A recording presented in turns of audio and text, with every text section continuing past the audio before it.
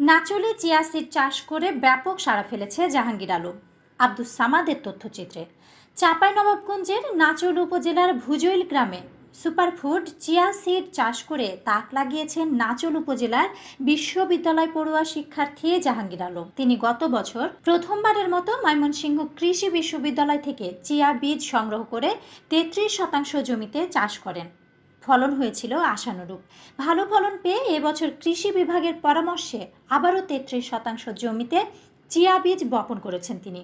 এই নতুন ফসল চাষে খরচের তুলনায় লাভ অনেক বেশি হওয়ায় অর্থনৈতিকভাবে স্বাবলম্বী হয়েছেন নাচল উপজেলার এই শিক্ষার্থী। তার দেখা দেখি নাচল উপজেলার অনেকে চিয়া সিড চাষে উদ্বুদ্ধ হয়েছেন।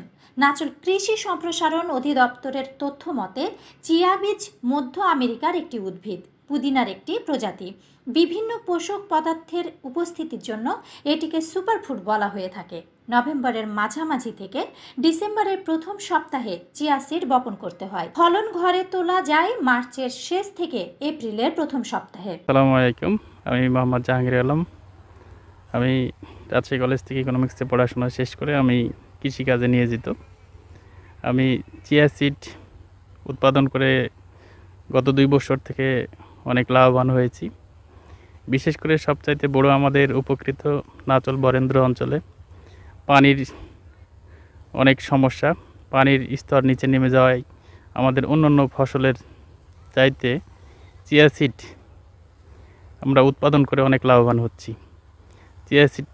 চিয়া সিডে উৎপাদনের খরচ অনেক কম, কোনো কীটনাশক লাগে না।